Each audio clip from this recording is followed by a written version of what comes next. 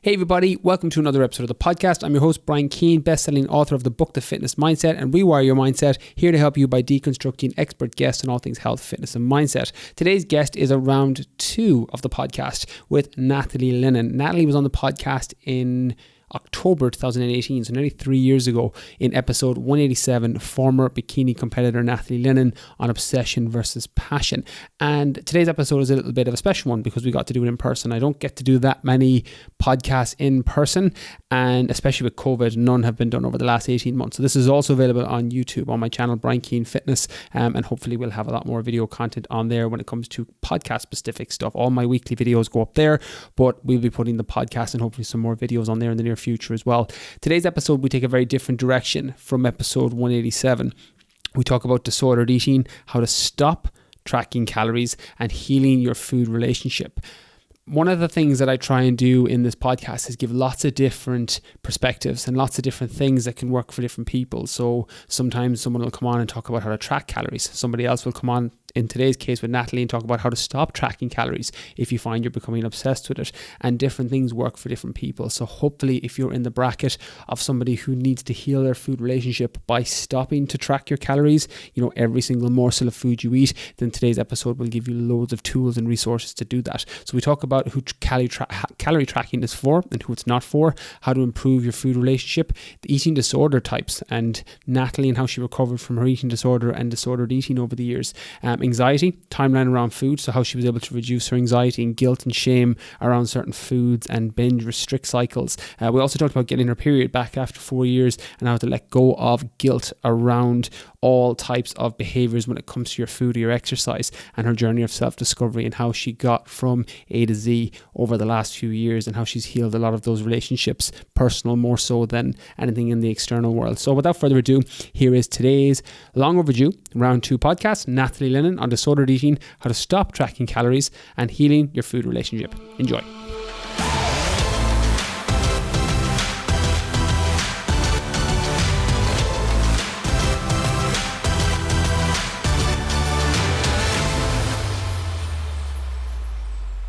Hey everybody, welcome to another episode of the podcast. I'm delighted to be doing a long overdue round 2 of the podcast with my guest, Nathalie Lennon. Nathalie, welcome back to the podcast. Thank you so much for having me. It has been too long. We've been talking about, now to be fair, I blame COVID for part of this because we've been talking about doing round 2 for ages because a lot has changed in your life, your philosophy towards coaching, your philosophy towards yourself, with food, with the fitness industry in general. So I've been dying to unpack a lot of that. But before we do, for everybody listening, tell us a little bit about your backstory. We've gone into this, so we won't go too deep because we touched on it in episode 186, which I'll link in the show notes for people. But just give it a little bit of a brief synopsis of your background. Sure. Yeah. So my degree is earth science. Once I finished that, completely changed my mind on what I wanted to do, grew a love for fitness, became a personal trainer.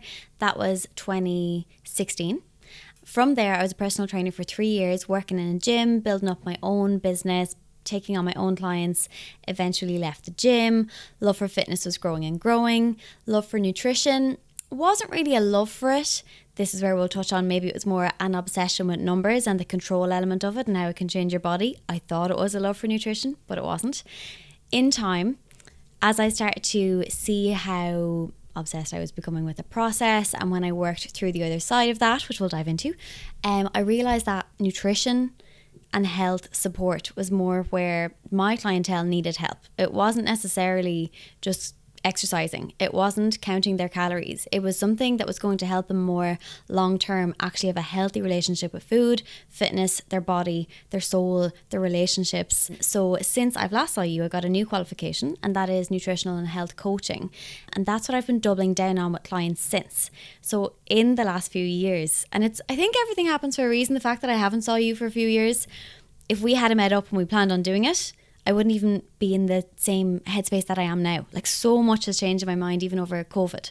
So I'm excited to dive into how my approach towards food and fitness has completely changed over the last few years. Yeah, let's start on that, because you talked there the obsession with numbers, and we did touch a little bit on obsession versus we actually touched a lot on obsession versus passion in the last podcast. But with nutrition specifically, how has that changed in terms of, talk us through where your mindset was at several years ago with the obsession with numbers compared to where it is now? So I guess the obsession with numbers, it was both nutrition and fitness. Like my fitness watch, I still love dearly, but I was really caught up in the calories that were there and the step count that was there, and linking that to nutrition and to my fitness pal and to them being equal. But we all know that these numbers are never set. They weren't equal, and I was definitely in a deficit for years, probably thinking that I was trying to always be at a maintenance point, because these are words that we hear continuously in the fitness industry. And I know you speak about them a lot and I speak about them a lot, but I feel like we probably have some differing opinions in the area too. Which I'm looking forward to exploring for sure. Yeah. So when it came to the, I suppose, obsession over the numbers, I went to a dietitian. I think I did touch on this last time, but in 2017, I realized that my obsession with numbers was taking over my life. My obsession with calories became just so consuming that I was losing relationship strength. I wasn't able to open up to anyone. I wasn't able to start my day unless I'd done a workout. I wasn't able to eat a meal unless I knew what was in it first. Not that it had to be necessarily clean, but it had to be a safe food. And it was causing me so much stress and anxiety if I couldn't eat exactly what I thought I could track, or what would have me at like the level of calories that I wanted to be at for the day. That healthy eating, or even what I was saying was like an 80-20 balance, but like, you know, macro counting, calorie counting, it's only healthy if it's not causing you stress and anxiety. If it's causing you so much stress, it's not healthy to do it, even though in the fitness industry, every coach typically that you go to will say, well, here, we're going to count your calories, or here's your meal plan. But if you can't stick to that, and that's causing you stress and anxiety, some people may not be affected by it too much mentally because they're just a different personality type. And some people are. And their history of food relationship greatly matters, yeah. But that could be the start of what is a poor food relationship. So they may not have a history that's poor. That's interesting. Explore that further, because I think you're a perfect person because of the clientele you work with and your history. Talk through how that could potentially, and I agree with you completely, by the way, that I'm a big fan. You know, I regularly say that tracking is a tool, same way as a hammer is a tool, but you can use a hammer to hammer in a nail, or you can hit yourself in the dick or the tit with. Like, it's the tracking the calories. The tool isn't the issue, it's how you use it. It's how you use it. And some people get this negative association with food as a result. Have you found from people you've spoken to online, particularly in the kind of social media sphere and clients, that this tracking can lead people down that path? Is that what happened to you? That's what happened to me. Yeah. And maybe I wasn't self-aware enough to see it sooner and stop. Like, I 100% agree. Like, tracking, counting your calories is a great tool, and it is so helpful and so useful for so many people, and it can potentially improve your relationship with food. But the majority of people I know, it has not done that. I don't know if it has with anyone, to be honest with you. I agree with you for what it's worth. I completely agree. I think if you are tracking every morsel of food you eat over an extended period of time, assuming you've hit a goal. Now, I think for someone that's maybe obese, overweight, who has a lot of potential weight to lose, you keep doing it until you hit your goal, but your goal is relative. I think for the majority of people, it moves into the realm of disordered eating, when you need to track everything because of the stress and anxiety that can come from that. Now, that being said, to play devil's advocate, some people feel less stressed by tracking, and again, it's each to their own horses for courses in terms of what they do. But from your experience though, you've not seen it that beneficial either over the long term with people? No, like when I realised it wasn't really serving me, I kind of knew that very early on. But I couldn't stop because it was causing me a little bit of stress and anxiety if I had to stop tracking, because I wasn't sure how my body would change in the meantime.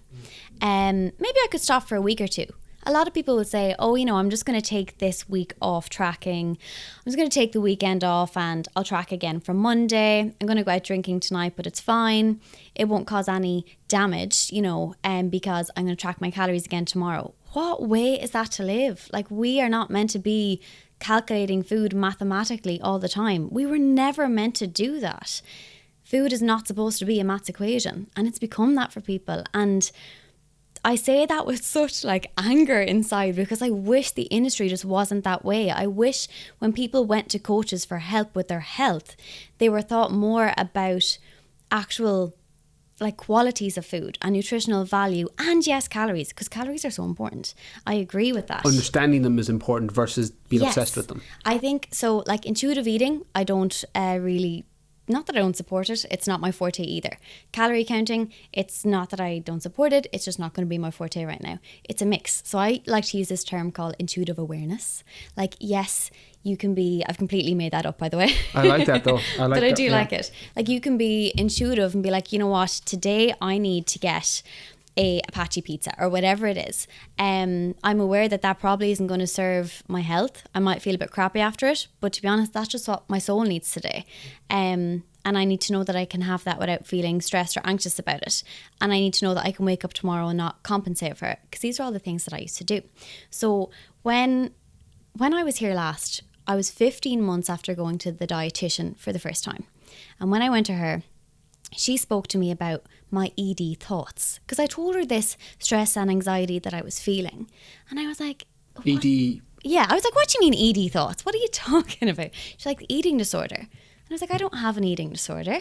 Now, I didn't respond to her like that defensive, but in my head I was like, who is this woman telling me I have an ED?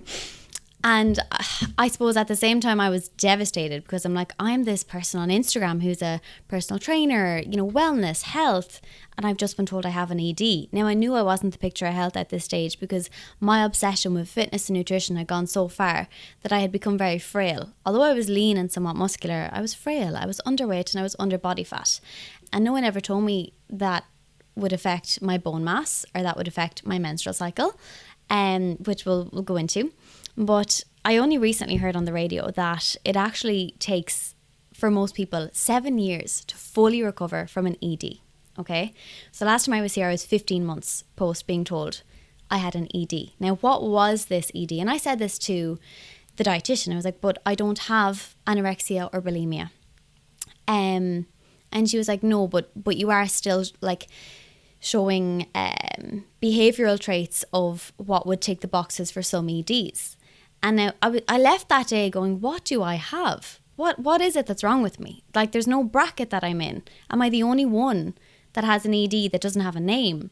And it's only recently, and if I had known this sooner, maybe I wouldn't have struggled so much with it, that there is an eating disorder that's called OSFED, that's been given like this name, which is Other Specified Feeding or Eating Disorders, okay? And that accounts for 47% of all eating disorders right now. So what is it? Like, what is OSFED? And this is where I read what boxes you may tick to be someone who is categorized with having an ED called OSFED. And I'm like, this is a lot of the fitness industry right now. What were some of the examples? So they are showing that you may restrict a lot at times, that you may binge by times, that you may indulge in nighttime eating by times, that you may purge, that eating may cause you emotional distress, exactly what it did for me, what we're talking about, or you may be showing some physical health problems, which, like for me, and we'll talk about it, I lost my menstrual cycle, my bone density fell, my hair was getting weak, my skin was breaking out, I had no energy, so I was ticking boxes for a good few of these. And I think it's important to state that with OSFED, you don't have to tick all these boxes. It could just be one. But if it's to a certain degree and affecting your life this much, you actually have an eating disorder that's specified as OSFED, which is a whole group of them that I think they're just trying to figure out exactly what they really are and how they affect people. I think the term disordered eating has been very helpful for a lot of people in the fitness industry, because when you think eating disorder, you think anorexia, you think bulimia, and again, that's outside of my scope of area of expertise, so I can't go deeper on that. But disordered eating falls into that. It does. And that would be another kind of box that you could tick there. When it comes to the next most common eating disorder, it's binge eating disorder. Okay, that's 22%. Then bulimia, it's 19%, anorexia, 8%, and then one or two others. So 47% is OSFED, 22% is binge eating disorder. How often do we see people on social media who track their calories, do the whole binge at the weekend? Like literally binge, and they share it all. They share all the drinks they're having, the pizza they're having, and they highlight this lifestyle because they've got hundreds of thousands of followers, because they look amazing. They're lean, they're attractive, they're tanned. They can go and binge at the weekend. And we use this word like it's fun, like it's attractive, like it's sexy to go and do this. And then come Monday, we restrict again, aka we count our calories, but we restrict. So you're ticking all these boxes, but you're promoting it as a healthy way of living, or maybe as like the fitness way of living. Nighttime eating, like that's something that a lot of people do, that I used to do. Like, well, I'll save my calories for the evening because that's when I typically go to overeat. But I was only going to overeat because I was restricting in the first place. So all of these things I was doing was actually an ED, which is now being looked into a hell of a lot more. I think people are getting smarter as well at differentiating the fitness industry from the wellness industry, because they're two very, very different things. So different. You know, and I think definitely with this podcast and the people I've spoken with, yourself and others included, that you're separating it because they're two different things. You can look amazing on Instagram and have the worst relationship with your body or with food, versus somebody who, you know, is very self-compassionate with themselves, good relationship with food, and, you know, and looks healthy and well. Yeah. But I think it's very important for people to distinguish between those two things. Yeah. And what you mentioned there about the fitness industry and glorifying the binge restrict cycles, you know, I think you're right. I had Martin McDonald on the podcast and he was giving out about The Rock. He was like, The Rock does this. And I'm like, you know, or he'll put up his chicken and broccoli during the week and then his monster sized pizzas. I'm like, well, it's The Rock. I was like, I'm biased because I love The Rock. But Martin was mentioning that it's glorified online, and it's very important for people to kind of take the reins back on that. But I'm curious, from your perspective, Nathalie, in your circumstance, how did you go from 0 to 1 with the stopping of tracking?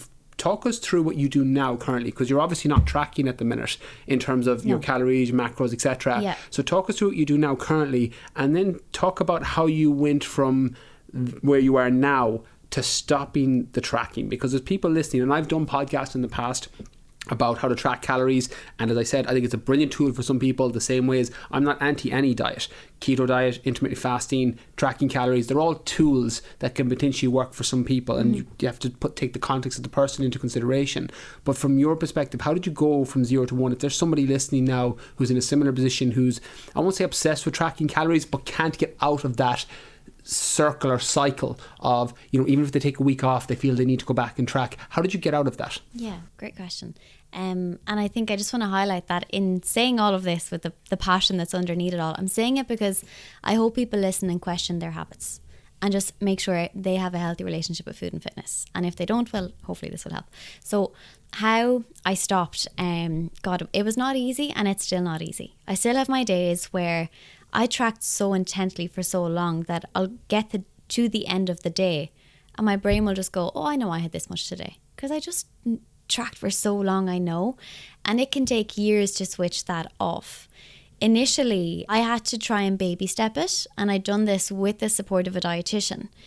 I think number one is you need support. You're never going to do it on your own because it causes too much anxiety to stop. You're not going to be able to deal with that on your own. You need to get professional help. That's okay. Even if you're professional, like I was, I needed professional help. Every coach needs a coach. Things like that. So I tried to baby step it and take, say, 2 days off my fitness to begin with, and then have my 5 days on.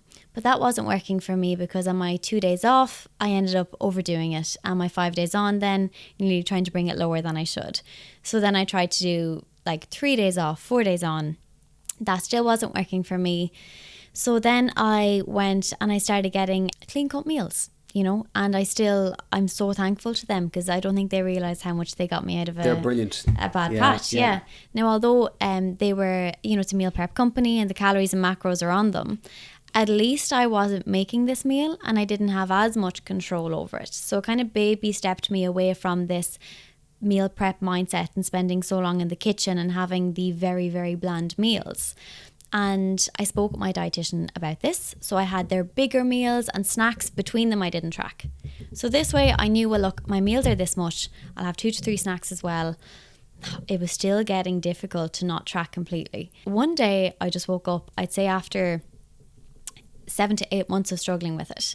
And I just said, I just need to stop. I just need to delete it and embrace the absolute wave of stress and anxiety that's going to come with it for a few weeks. Because like anything you're struggling with in life, anything you want to give up or that you're afraid to do, when you do it first, the stress and anxiety is going to spike dramatically and your cortisol is going to spike dramatically.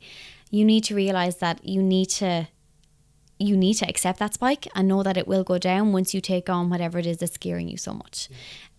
So I guess I realized that, and it was very scary. It was very mentally difficult. I really struggled with anxiety. I really struggled with finding who I was, because I'd put myself out there to be one person on social media, to have these habits that I preached. Like, I was an online coach who took people on and said, here's your meal plan, here's your calories. I never once sat them down and said, this should be temporary. We should talk about your food relationship from time to time. We should take time away from calorie counting. Maybe we should just do a food diary.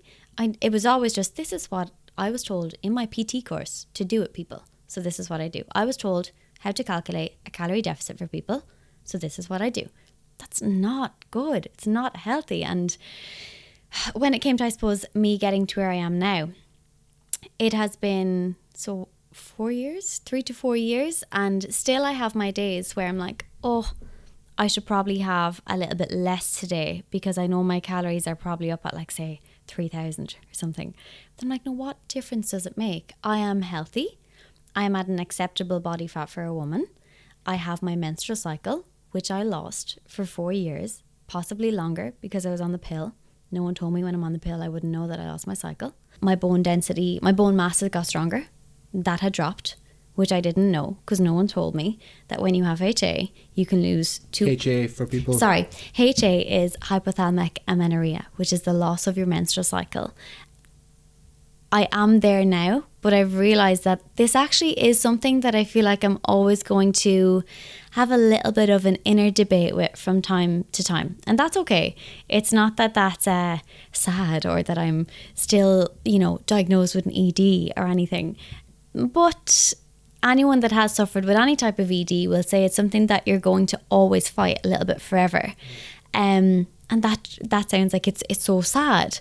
And I guess it is a little bit, but look, we all have our inner demons that we're going to have our words with from time to time. And it's just knowing that you can win that battle. You can always win that battle. Bringing yourself back to your grounding techniques, your morals. And with social media, taking your time away from it, or curating your feed to support how you feel you should be living, how you treat food, how you treat fitness. And I suppose dissociating a lot of your worth from your body and your body image and your body fat percentage, because that's what I done. And I looked at females on social media and I said, well, look at their abs, morning abs selfie. That was a hashtag I used the whole time. If I have abs, I'll be recognised a lot more highly within the fitness industry and the wellness industry in Ireland, because it will show my motivation. But for females to have abs that are always visible, typically they're at a body fat that isn't going to be one which allows them to have healthy regulating hormones. For the majority, yeah. For the majority. You want to have a genetic component as well. But yeah, of course. And it's really important to say that, because I know a few women who have perfectly healthy menstrual cycles and have abs visible. And they are just the genetically gifted women that we all secretly wish we had that gene. So I think that's where my mind got so warped, looking at all these people and work. Like, I had coaches who I guess didn't know about this either, and didn't realise that I probably didn't have a cycle because I was on the pill, so it never came up. It's just not something that's talked about enough or discussed about in Ireland. HA, that is, the loss of your menstrual cycle, hypothalamic amenorrhea.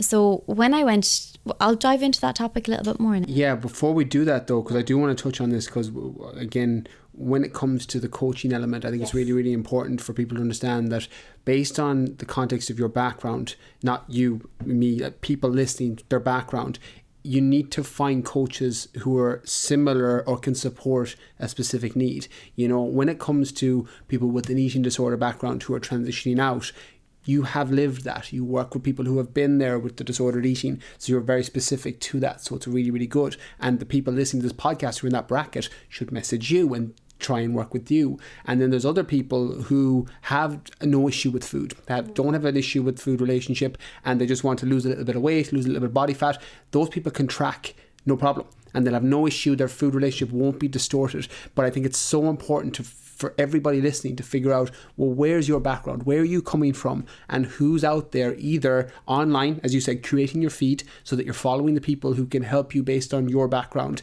versus, following all the ab selfies when you have a disordered eating or worse, an eating disorder, both genders. I think this falls for men and women. I definitely have fallen into that bracket of, the OSFED when I was competing. I had a very poor relationship with food, very poor relationship with my own self-image, body image, everything, bigorexia, or I couldn't be big enough, I couldn't be lean enough.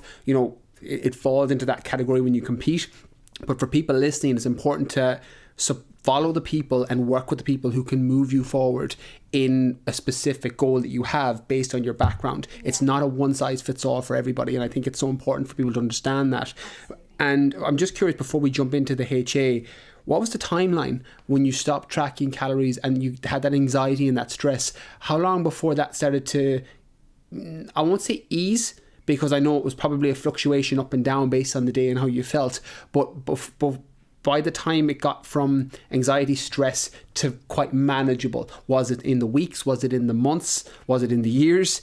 From that stopping tracking to just kind of intuitive awareness, what did that timeline look like for people who are thinking about switching? And I know everyone is different based on their backstory and based on their background, but for you, what was the timeline where you found that you were better with the intuitive awareness side versus the tracking?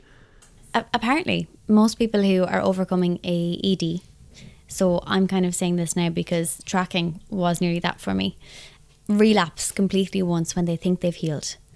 And after that, they'll usually heal. This is what I was told by the dietitian who works with people who suffer with it. So I thought it would have been 2 to 2.5 years. I gained back the weight I'd lost. I can't say I was comfortable in my body. I can't say I felt confident with the weight I'd gained. So 10 kg. I'm 10 kg heavier now than I was at my lowest. But my relationship with the scales was still poor. I was still... You look way better now too. I feel so much better. Yeah, like when I was here with you last, Brian, I really just didn't know who I was. Like I remember being so nervous coming in here, like tapping the table the whole time and like just so afraid. Whereas now I'm just like, I know who I am now. I didn't then. And I think I never knew if I was ever going to know that. But when it comes back to how long it took me, I thought I was there after 2.5 years. I'd gained back the weight. I'd done this trip away to Bali. We done like a fit travels with Nath thing, and we had like 14 people. It was great. It was so much fun. But even on those days when we were over in Bali, I realised that I like had to get my movement in, or I was anxious if I didn't get my movement in. I still hadn't got my menstrual cycle back. And I was kind of like, but I'm at the body fat now where I should. I'm at the weight where I should. Surely I can keep exercising the way I am and it will be okay. And then it wasn't too long after that we came back. We had a family wedding. There was a lot of pressure going on in the house. Well, there was just a few things going on. And then it led into, there was relationship issues going on. And then COVID happened in the new year after that. And that's when I realised I hadn't healed, because I 110% relapsed completely when COVID happened. I had been diagnosed with an injury it happened in October 2019, which was a partially torn hip labrum. And I was in agony for a while, as in I couldn't, for 2 months, I only walked 2 kilometres after 2 months. And I was a runner, I was a plyometric girl, I was circuits, but I was overtraining again before I got this injury. And I didn't really realise it until I got injured. It's potentially why I got injured. I was also told this could happen to anyone who just runs a 5K 3 times a week. Yeah. But you know yourself though, you know from what... I knew I'd done it myself. But I keep telling myself, no, this could have happened to anyone. Because it took a long time to diagnose what it was. I was told maybe it's a tear, it's a ligament, give it 2 weeks, give it 3 more weeks, give it 6 weeks, give it 8 weeks. I knew in my heart and soul, this is serious. I need this sorted quickly. But to get through the medical system is really difficult. And it was my first time ever having to get scans like an X-ray, an MRI, an MRA. I had to get an arthrogram where they inject dye into your hip to see if they can see the little tissue tear. Your labrum is a piece of tissue between your ball and socket, and people may have heard of it in like a shoulder injury for guys playing rugby. It often happens. Yeah, it's a very common sports injury in the shoulder. Yeah, but like I couldn't put on my sock the morning after when I woke up, but I had been training a lot. So when this happened, that was one thing that when I say there was lots of stress, I kind of remembered now. Is exercise sorry to go across you, but I'm curious, as somebody who's had to do the self-discovery to find this out myself, is exercise a coping mechanism for you? It 100% was. Now it 50% is. Okay, that's good. And I think that's okay. Yeah. I think it's okay for exercise to be a coping mechanism, just not your only coping mechanism. And it was for me then. So when I got injured, I was able to use a cross trainer. There were certain cross trainers I could use that the angle wouldn't hurt my hip. Yeah. And I couldn't lift heavy weights anymore. So I was just overdoing it on the cross trainer. And swimming. I could do swimming with the buoy between my legs. Yeah. So that's what I done. Day in, day out, again and again and again. And I started tracking calories in my mind again. Wasn't really using my MyFitnessPal. But you knew from years of doing But this. I knew, I knew. And I actually did go back and use it the odd day then, because I was just so caught up in this injury. I can't explain it. I thought I had healed. The injury happened. I started to relapse. By Christmas, I was back at nearly my lowest weight again. I was trying to hide it. It was a different place this time at my lowest weight. I'd lost a good bit of muscle mass because I wasn't lifting heavy. I was eating different foods. It wasn't as rigid with the foods I was having. But then not long after that, I realised I'd lost all the weight. I gained back a little bit of it. I changed up the relationship thing that was going on. And then the pandemic happened. Now I can't get to the gym. I can't go out for food, which was something that really helped me overcome the strict calorie counting and tracking, because when you go out, you have to let that go. Yeah. It's too difficult to try and count it all. And I couldn't do that, which was something that really helped. So the relapse became so much more prominent, and I knew I was doing all these things that weren't serving me. I was starting to try fasting. Why was I doing that? Why was I not eating until 12? I had no need to do that. I was breaking my fast. I wasn't having carbs because maybe I'll rest later on. I got a cross trainer brought into my house very so kindly for all of lockdown, and was just on it again and again and again. And it came to when the lockdown was lifting, and I realised I need help again. I have to go back to the dietitian. I wasn't as poor off as I was. I did kind of know I was going to make it out. I was so much more aware, but I just couldn't quite stop, and I was becoming really disappointed in myself for letting it happen again. And the second I went to the dietitian and said, I feel like I'm going backwards, I don't know how it happened. The second she said, listen, this happens to most people. They'll relapse once. They thought they would have healed, and then they'll fully heal. So I wish I never got injured. I wish the pandemic never happened. But to be honest, it's probably the best thing that ever happened to me, because I've actually healed. And when I say healed, I gained back the weight. Gaining back the weight doesn't mean you've healed from anything. Yeah, it's relative in terms of the language you're using. For you, your version of healing was the first step of that was gaining the weight back. Gaining the weight back alongside my habits, my thoughts, how I treated relationships, how I treated family, how I opened up to people, how I shared my message on social media, how I felt I needed to share my message on social media. Before, when I was here, I shared so much about body image, about this was an obsessed girl, here's a picture of a healthy girl. And I really struggle to actually sometimes create content like that now, because I'm in this space where I just want to be me.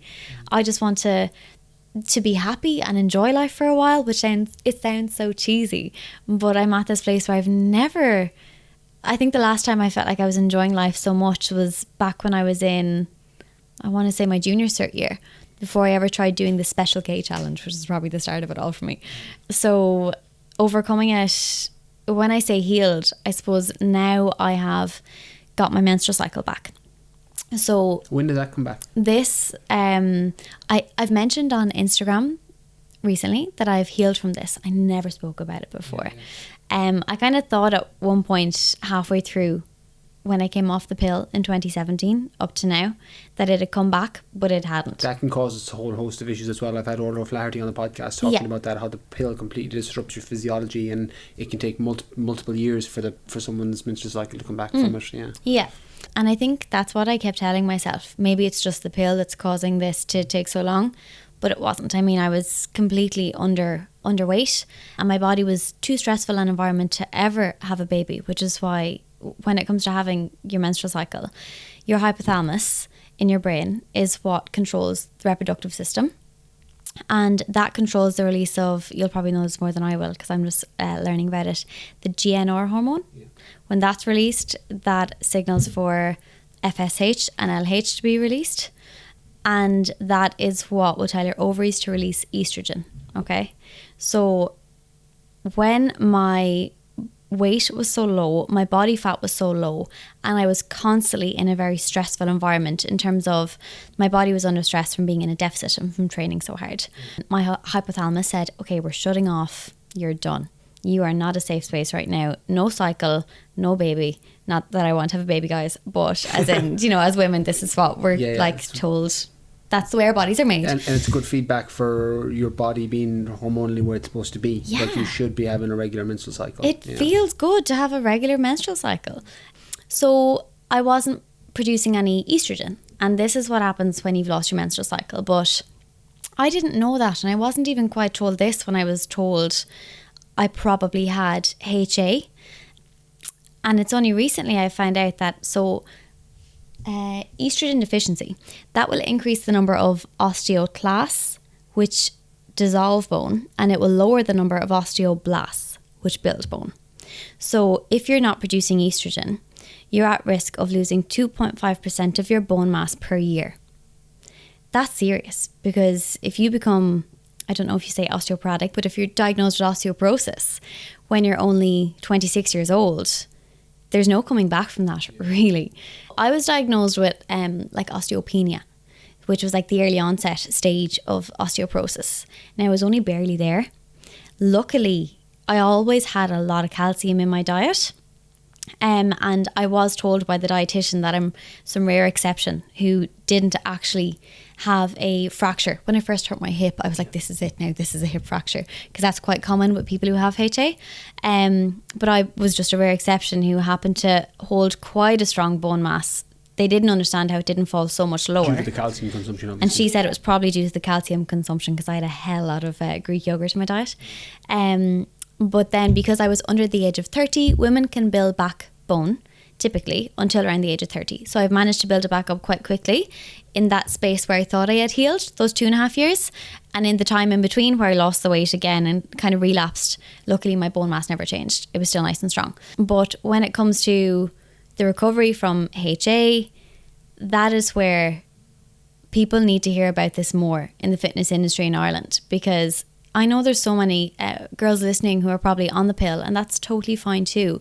Like we all need to take whatever precautions we need to take to be where we want to be in life. There's a lot of nutritional and supplementations you can take to offset.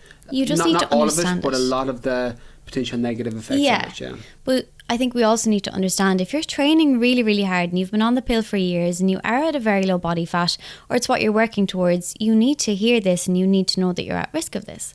I put up questions on my Instagram story recently when I finally opened up about healing from HA, because I only got it back so I've literally just finished my 5th cycle. That's why I feel confident talking about it, because when you get your menstrual cycle back for the first time, you don't know if it's going to stay. You have to wait for 3 cycles to pass before you change anything with regards to your food intake and your exercise. And just for anyone who has never heard of HA, it's really difficult. It's really, really bloody difficult to overcome it, because you know you're in this place where your body's not healthy, you're possibly losing bone mass, you're doing yourself a disservice. But like, you're probably someone who loves training. You're probably someone who enjoys kind of somewhat controlling your diet. But that's exactly what's causing this. So you have to literally stop all cardio. You have to. And high intensity training and plyometrics.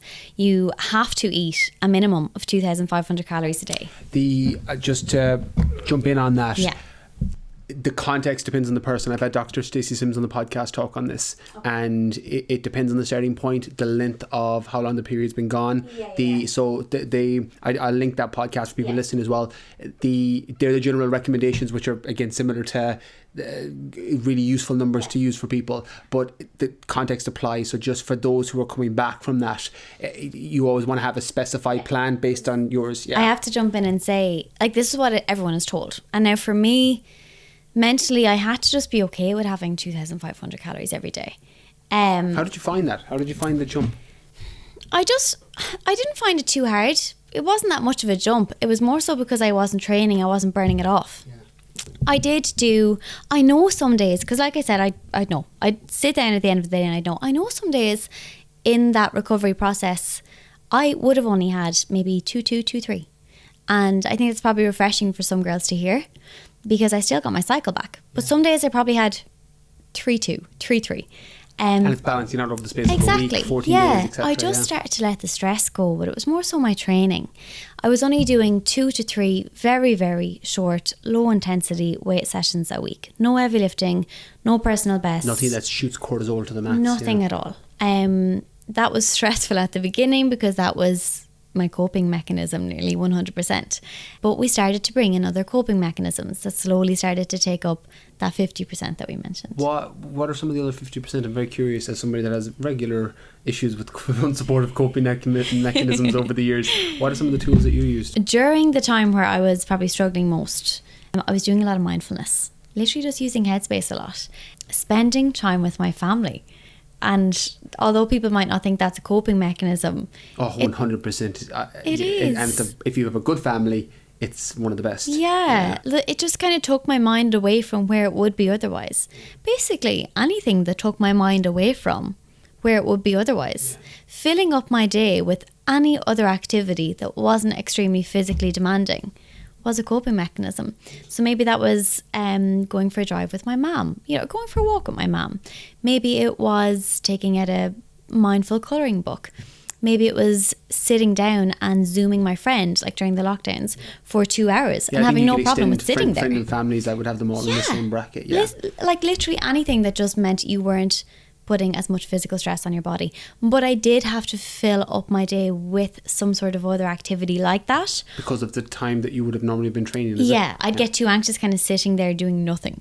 I focused a lot more on my content on Instagram and making more recipes and making more meaningful posts at the time. I took on more clients, so I knew I had to be stationary for a lot more of the day to do all of this work, rather than filling up my day with just constantly moving for the sake of it. Yeah.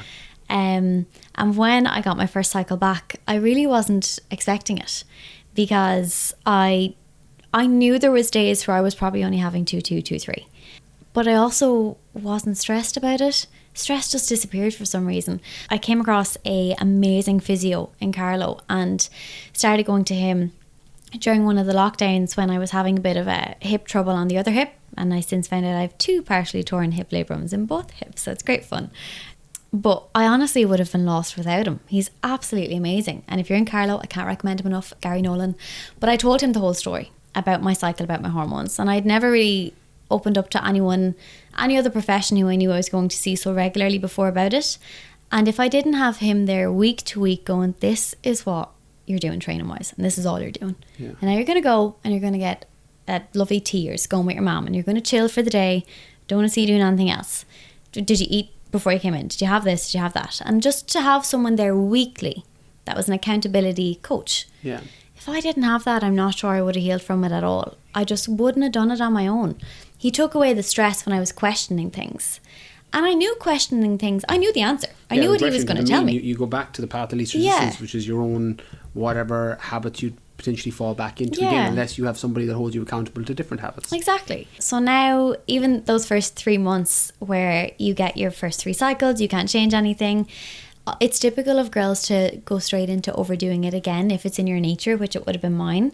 But at this stage, the stress had just completely gone. I nearly had more food and done even less training for those 3 months because I just did not want it to ever leave again. Yeah.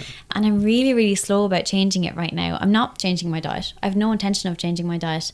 I'm enjoying the way things are going. Yeah. I understand nutrition. I understand health. I know I have a good balance and I know I'm getting all of my nutrients, all of my protein, my carbs to fuel my training. I haven't really started back doing that much cardio yet. I probably will soon. Am I that pushed to do anything crazy? No, not really. I'm training in a way that's sustainable, that I'm enjoying, that isn't obsessive, that has a lot of variety. And for anyone who is listening that's struggling from HA, I definitely would say, like, just find yourself a coach who can support you week to week if possible. There's few people doing it in Ireland. I definitely want to specialise in it now, or at least specialise in female hormones. And actually, just to go back, they're probably 15 minutes at this stage, when you mentioned that Like, you know, if someone wants to lose weight, to go to someone who will give them a tracking or calorie plan. I agree with that. But I would also work with women who want to lose weight who don't want a tracking or calorie plan. That's done differently. It's still a food diary. Yeah. So yes, that's tracking in a sense, but I do like to work with that as well. That's someone that doesn't want to do it that way. Do you know? Of course. You Yeah. cover wide ranges of Yeah.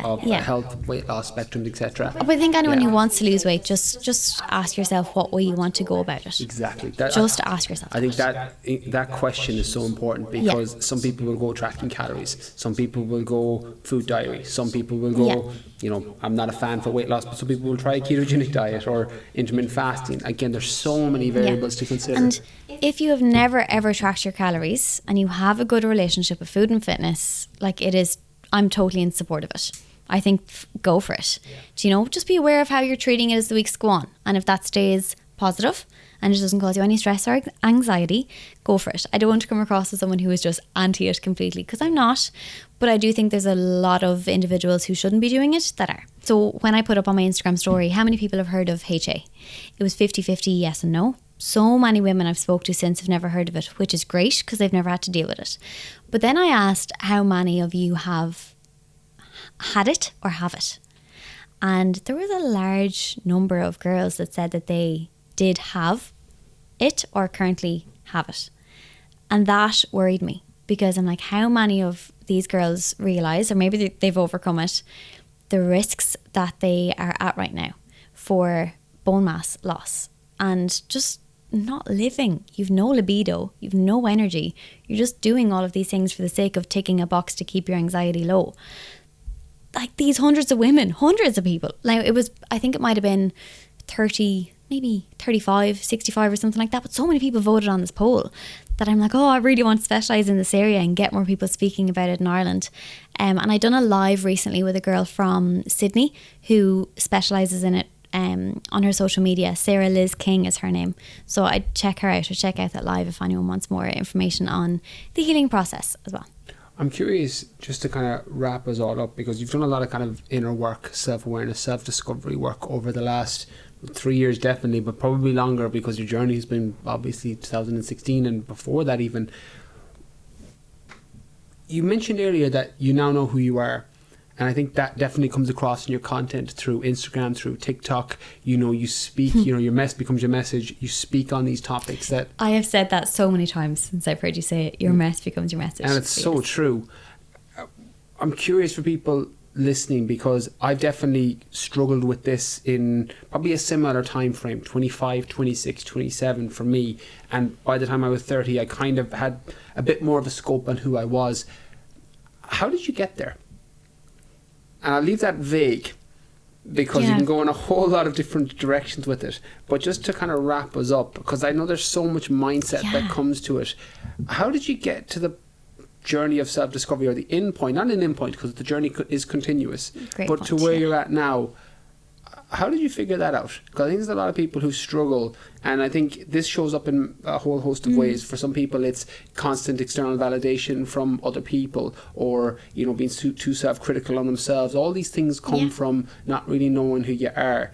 From my experience anyway, that when you start to figure out this is who I am, these are my values, this is my core belief system, these are the things that support me, all that external validation and constantly putting out things to impress others and worrying what other people think, all of these things tend to just dissipate and become less noise in your head.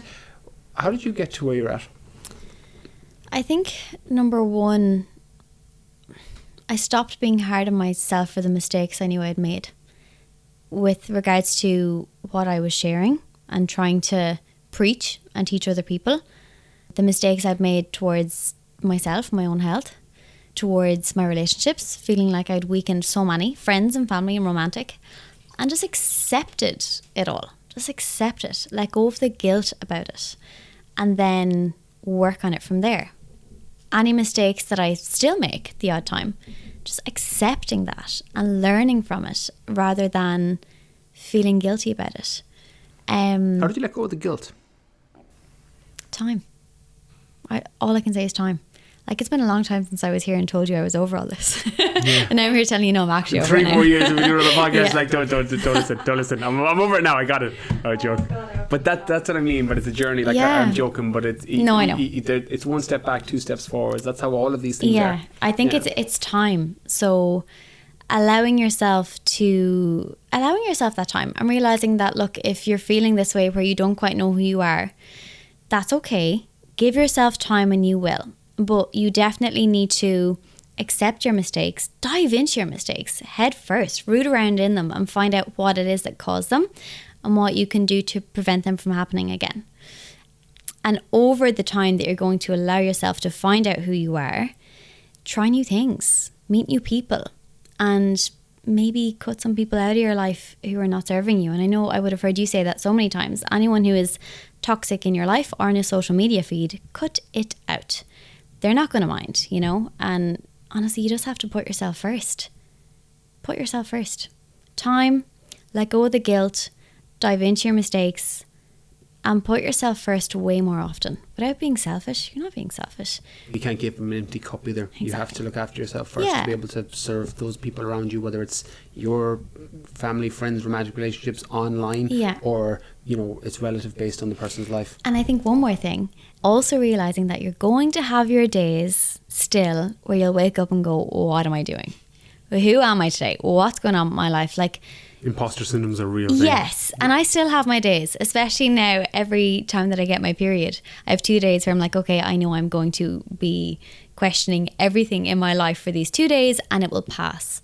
Knowing that you will have that imposter syndrome creep in from time to time or to start questioning everything, but that's completely normal and you'll feel yourself again, this amazing person that you are or you have built yourself up to be very soon, because in the day and age we live in and everything we're surrounded by, it's natural for you to start questioning things from time to time, but literally just give it more time anytime you feel that way. Yeah, that imposter syndrome I think shows up in a lot of different shapes and forms. I think once you kind of get a wrap around your ego a little bit in terms of who you think you are to the people on the outside versus who you are on the inside, that imposter syndrome tends to, never goes away, but it massively, the noise gets less and less in your head.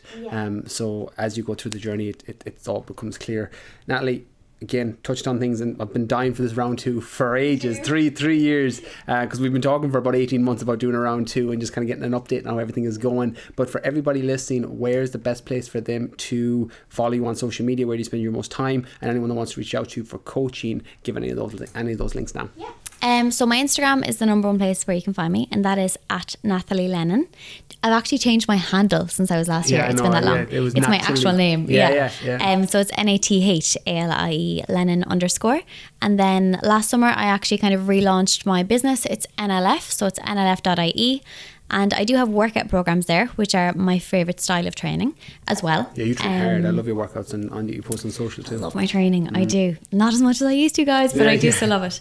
And then TikTok's a bit of fun. Like, if you want to go find me there, you can. It's just my name as well. But nlf.ie, I have an inquiry form there. And my Instagram, I usually look at my DMs there as well if you're trying to get in touch. Amazing. And for everybody listening, I will link up everything that Nathalie has said on the show notes on briankeanefitness.com and in the description for today's podcast. Also, go check out her TikTok, as you said. You got some badass dance moves there. I tried a couple once or twice. I was like, right, I'll just stick to the workout videos. Nathalie, thank you so much again. Thank you for having me.